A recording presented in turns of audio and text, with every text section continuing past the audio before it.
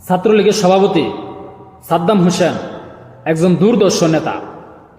আওয়ামী লীগ সরকার পতন হওয়ার পর তিনিও কিন্তু দেশ ছেড়ে পালিয়েছেন। বর্তমানে হয়তো তিনি ভারতে অবস্থানরত। কিন্তু দীর্ঘ 7 মাস পর সাদ্দাম হোসেনের বাড়িতেও আগুন দেওয়া হলো, ভাঙচুর করা হলো। সাদ্দাম হোসেন ও তার ফ্যামিলি সম্ভবত ঢাকাতে থাকত। কিন্তু আওয়ামী লীগ সরকার পতনের পর যখন সাদ্দাম হোসেন দেশ ত্যাগ করে, তার বাবা মা সবাই কিন্তু তার গ্রামের বাড়িতে চলে যায়। সম্ভবত তার গ্রামের বাড়ি বরগুনা। সেখানে অগ্নিকাণ্ড ঘটিয়েছে দুর্বৃত্তরা। তো দুর্বৃত্ত কারা? আর সাদ্দাম হোসেন যেহেতু একজন ছাত্রলীগের সভাপতি, বড় একজন নেতা, তো তার বাড়িতে ভাঙচুর, অগ্নিকাণ্ড এটা হবে, এটা আমরা জানি, বুঝতে পারি। কিন্তু সাদ্দাম হোসেনের বাবার অভিযোগ বা মার অভিযোগ যে তাদেরকে হত্যা করার জন্য পরিকল্পিতভাবে এই ঘটনা ঘটানো হয়েছে। সাদ্দাম হোসেনের দেশের বাড়ির যে খড় রাখা হয়, যেটাকে আমরা শুদ্ধ ভাষায় খড় বলি, অনেকে আবার গ্রামের ভাষায় খের, বন এগুলো বলে, এই খড়ের ঘরে আগুন দেয়। আর এই ঘর থেকে সাদ্দাম হোসেনের বাবা মা যে ঘরে থাকে মাত্র 3 হাত দূরত্ব।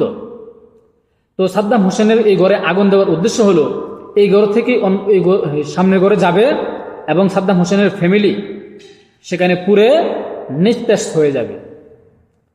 কিন্তু সাদ্দাম হোসেনের বাবা মা যখন খবর পেয়ে গেল, তখন মানুষ ডাকলো, চিল্লাচিল্লি করতেছে।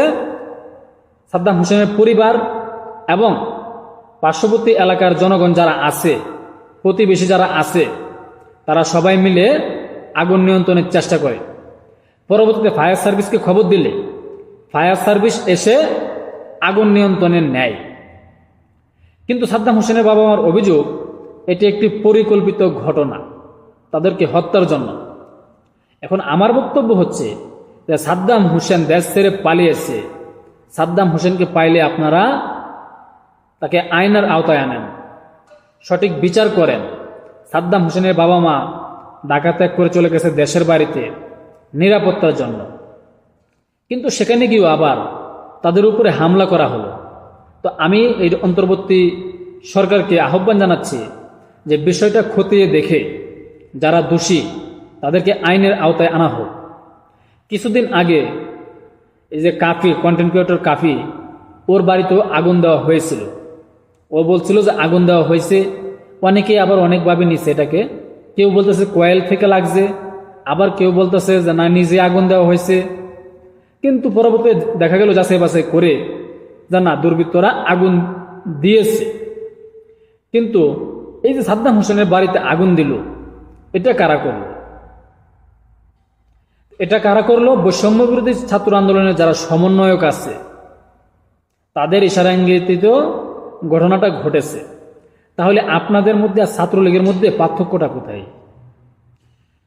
ছাত্রলীগ যখন ক্ষমতায় ছিল তখন তারা এরকম অপকর্ম করেছে। এখন আপনারাও ক্ষমতায় আছেন, আপনারাও করতেছেন। যদি আপনারাও এরকম করেন তাহলে ভবিষ্যতের জন্য কিন্তু আপনাদের জন্য রয়ে গেল। আর আওয়ামী লীগ এমন একটা ঘাততারা দল, আপনারা যা কিছু করতেছেন সব কিছু কিন্তু নোট করা হইতেছে। ভবিষ্যতে তারা যদি ক্ষমতায় আসে, এগুলা পই পই করে হিসাব বুঝিয়ে দেওয়া হবে। কারণ আওয়ামী লীগ এমনই একটা ঘাততারা দল। তো আমি মনে করি প্রতিহিংসার রাজনীতি না করে আমরা সবাই সমাজকে সুষ্ঠু ও শৃঙ্খলভাবে আগানোর জন্য, সামনে অগ্রসর হওয়ার জন্য ঐক্যবদ্ধ হয়ে কাজ করি। প্রতিহিংসার রাজনীতি ভুলে যাই। কারণ আজকে আমি যদি তার বাড়িতে আগুন দিয়েছি, কালকে সে ক্ষমতায় আসলে সেও কিন্তু এই ঘটনাগুলা ঘটাবে। তো দেখা যাক সরকার এই বিষয়ে কি পদক্ষেপ নেয় এবং সাদ্দাম হোসেনে কতটুকু বিচার পায়। অপেক্ষায় থাকুন। আসসালামু আলাইকুম।